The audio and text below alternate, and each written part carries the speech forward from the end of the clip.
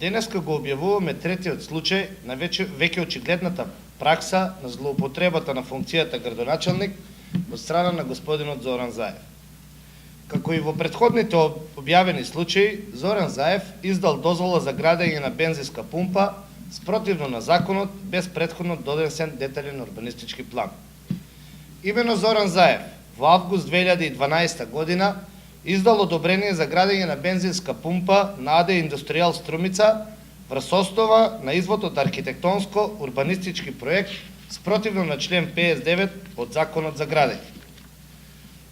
За волја на вистината го покажувам одобрението за градба под управен број 16/341 издадено од 24.8.2012 година, на која е подпишан господинот Зоран Заев.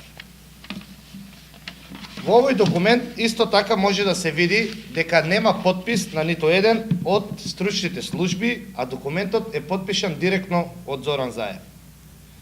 За информација на граѓаните, составање на маркица за бензинска пумпа на една парцела, нејзината вредност многократно се зголемува. Пазарната вредност на една таква парцела достигнува и до 250.000 евра. Да беше толку добар татко на градот, како што се представува Зоран Заев, трите маркици ќе ги ставеше на земјиште во собственост на Република Македонија и со продажба на земјиштето преку јавна лицитација за сума од приближно 1 милион евра ќе обезбедеше средства за изградба на канализација за 3 села, прочистителни дел од прочистителна станица или конечно да го изградеше обводниот канал. Вистинското лице на Зоран Заев во оваа кампања, почитувани граѓани, ќе го разоткриеме. Колку многу му е жал за граѓаните, докажуваат овие пресконференции кои што ги држиме секојдневно.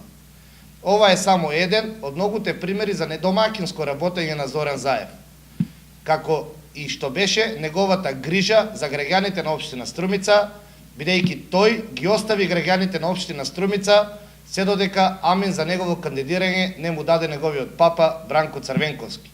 Од тие причини и една недела после почетокот на изборната кампања, ние се уште немаме изборна програма од Социјалдемократскиот сојуз и советничка листа која што е пред 2 дена е поднесена до Државната изборна комисија.